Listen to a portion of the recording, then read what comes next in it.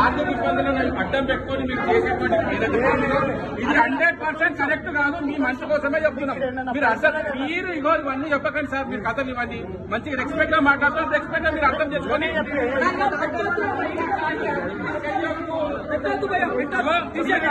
మీ పిల్లలకు మీరు చెప్పండి. మాకు ఎటువంటి అభ్యంతరం లేదు. మీరు మా పిల్లల దగ్గరకు వచ్చి మీరు ఇలాంటి